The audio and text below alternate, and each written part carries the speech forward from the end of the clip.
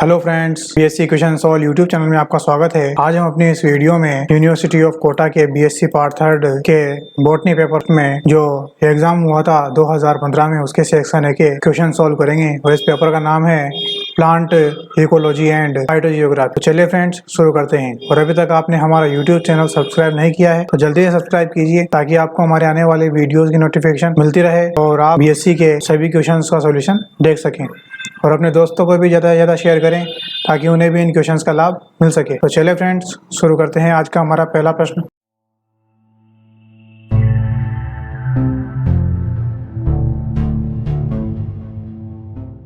तो पहला प्रश्न है, सहनशीलता का नियम लिखिए। तो इसका उत्तर है सहनशीलता का नियम। इस नियम को सेल्फोर्ड ने दिया। सेल्फोर्ड एक वैज्ञानिक का नाम है जिसके अनुसार कोई कारक या कारक समुच्चय यदि जीव की सहनशीलता से अधिक मात्रा में उपलब्ध हो तो यह भी उसके लिए एक सीमाकारी की तरह कार्य करता है। जैसे जीव की वृद्धि पर अनेक कारकों की मात्रा घटाने से नहीं वरन इसी सीमाकारी कारक की मात्रा घटाने पर अनुकूल प्रभाव होगा। तो चले फ्रेंड्स, नेक्स्ट क्वेश्चन देखते हैं।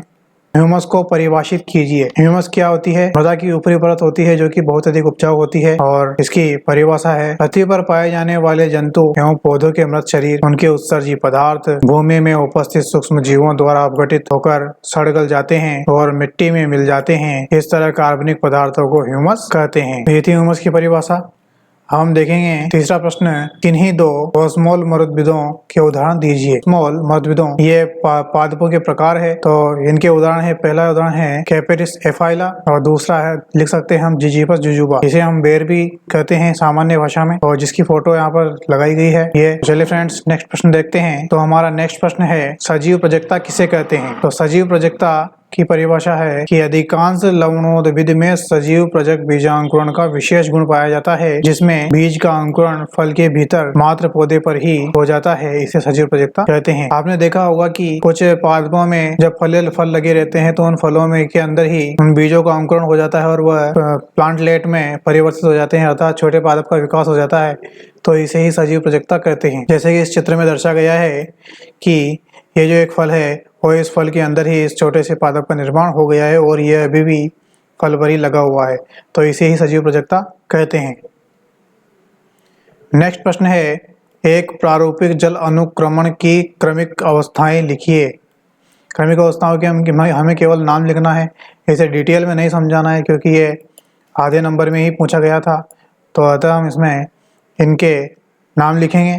तो इसमें पहला है पादप अवस्था को हम फाइटोप्लैंक्टन भी कहते हैं, और दूसरा है निमग्न अवस्था जिसे पायोनियर कम्युनिटी कहते हैं अंग्रेजी में, और तीसरा है मूलीय निमग्न अवस्था जिसे हम रूटेड सबमर्ज्ड स्टेज कहते हैं अंग्रेजी में।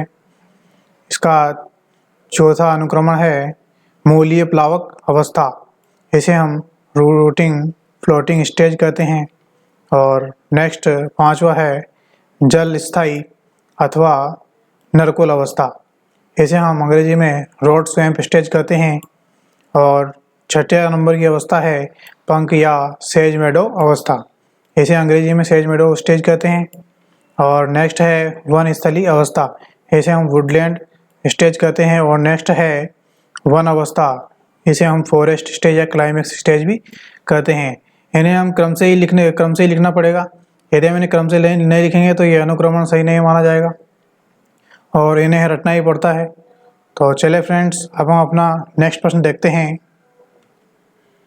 नेक्स्ट प्रश्न को देखने से पहले हम इसे डायग्राम के माध्यम से समझ सकते हैं कि किस प्रकार से ये फॉरेस्ट स्टेज है जिसे हम क्लाइमेक्स कम्युनिटी भी कहते हैं, और इसमें अंत में फॉरेस्ट अर्थात जंगल का निर्माण हो जाता है और जंगल में बहुत सारे घने पेड़ होते हैं। जबकि जो फाइटोप्लैंक्टन स्टेज होती है इसमें बहुत छोटे मात्रा में सिंगल सेल या डबल सेल्ड या फिर बहुकोशिकीय कुछ कोशिकाएं पाई जाती है जिन्हें फाइटोप्लैंक्टन कहते हैं, और यह प्रकाश संश्लेषण करते हैं जो कि पादपों के समान होता है। और इन फाइटोप्लैंक्टन स्टेज से फॉरेस्ट स्टेज के जो निर्माण की जो विभिन्न स्टेज होती है इन्हें ही जल अनुक्रमण स्टेज कहते हैं या जल क्रमक स्टेज कहते हैं। और यह स्टेज ऊपर से नीचे की ओर आ रही है इसमें। तो चलिए फ्रेंड्स, अब हम अपना नेक्स्ट प्रश्न देखते हैं, जो कि है पारितंत्र की परिकल्पना किसने प्रतिपादित किया। जो पारितंत्र होता है उसको एजी टेंसले ने 1935 में प्रतिपादित किया। हमें केवल इतना सा ये नाम ही लिखना है इसमें, और हम इसे एक लाइन के माध्यम से लिख सकते हैं कि एजी टेंसले ने पारितंत्र की परिकल्पना 1935 में दी। यहाँ पर ये एजी टेंसले जी का फोटो दर्शाया गया है। तो चलिए फ्रेंड्स, अब हम अपना नेक्स्ट प्रश्न देखते हैं, जो कि है जैव भू रासायनिक चक्र की परिभाषा दीजिए। तो इसका उत्तर है जैव जननीय पदार्थों का पारिस्थितिकी तंत्र में जैविक समुदाय एवं अजैविक वातावरण में चक्रीय प्रवाह को जैव भू रासायनिक चक्र कहते हैं। ये जो चक्र होता है पारितंत्र के विभिन्न घटकों के मध्य एक दूसरे के सापेक्ष चलता रहता है, जैसे कि इसमें बताया गया है। जो कि कार्बन साइकिल, कार्बन किस जो कि CO2 के रूप में पाई जाती है, और ये किस प्रकार से पौधों और मनुष्य के बीच में तथा विभिन्न जंतुओं के मध्य किस प्रकार से इसकी साइकिल चलती है। इसी प्रकार से ये भौतिक कारक, कार्बनिक कारक तथा कार्बनिक कारक, जैविक घटक इत्यादि जो है, तापमान, जल, प्रोटीन इत्यादि, इन सभी के मध्य विभिन्न साइकिल चलती रहती है। तो इन विभिन्न साइकिलों को ही जैव भू रासायनिक चक्र कहते हैं।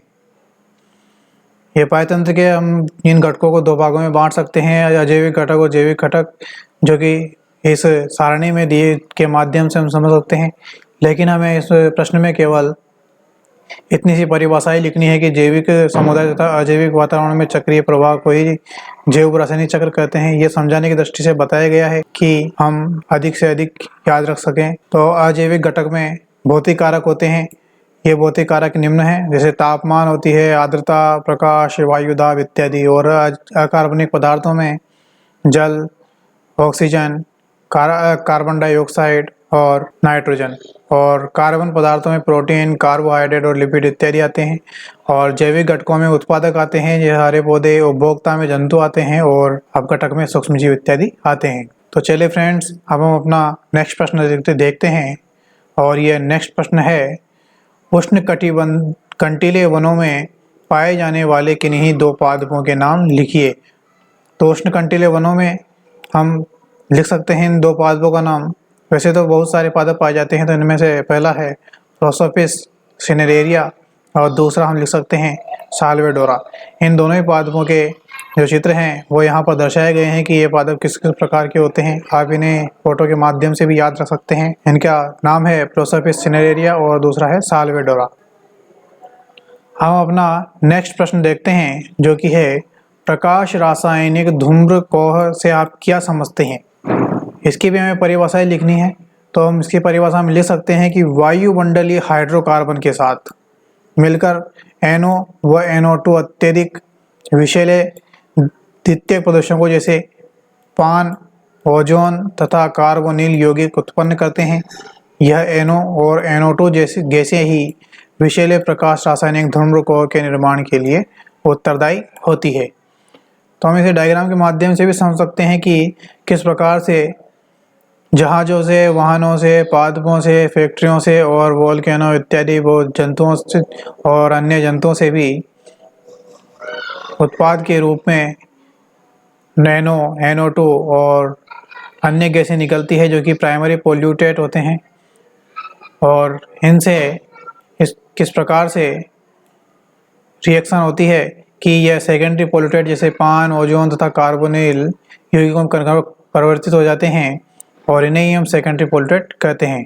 और ये सेकेंडरी पोल्यूटेंट ही प्रकाश रासायनिक धूम्रकोह का निर्माण करते हैं। तो चलिए फ्रेंड्स, हम अपना नेक्स्ट प्रश्न देखते हैं, और हमें इस प्रश्न में इस परिभाषा को लिखना है, हमें कोई चित्र वित्र नहीं बनाना है।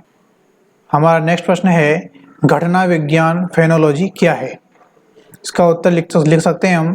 घटना विज्ञान के अंतर्गत पादपों के जीवन चक्र की विभिन्न अवस्थाओं को समय अनुसार क्रमवार तारीख व समय के साथ प्रदर्शित किया जाता है, जो कि ये दर्शाते हैं कि किसी जाति के अंकुरण, पुष्पन व बीज इत्यादि कब बनते हैं। अर्थात जब कोई हम पादप लगाते हैं तो उस पादप में अंकुरण, उस बीज में अंकुरण कब होता है, और बीज से कब बड़े पादप का निर्माण हो जाता है, उसमें कब पुष्प आते हैं, कब बीज आते हैं। तो इन सभी का लेखा जोखा उसके समय अनुसार तारीख वाइज विभिन्न अवस्थाओं के हम लिख सकते हैं। तो इसको ही हम घटना विज्ञान कहते हैं। यह पादप के लिए है, बॉटनी में पादप के लिए हो जाता है, इसके लिए हम पादप के लिए लिखेंगे। यदि यही सवाल या प्रश्न जूलॉजी के लिए पूछा जाता तो हम वहाँ पर जंतु के लिए इसे लिखते। Thanks for watching. ऐसे ही इंटरेस्टिंग वीडियो देखने के लिए हमारे यूट्यूब चैनल को सब्सक्राइब कर लेना, और यदि आपको हमारा वीडियो पसंद आता है तो वीडियो को लाइक करें और कमेंट करें, ताकि मुझे आगे वीडियो बनाने में प्रोत्साहन मिल सके, और ज़्यादा से ज़्यादा शेयर करें ताकि अपने दोस्तों को भी ऐसे प्रश्नों का लाभ मिल सके। Thank you.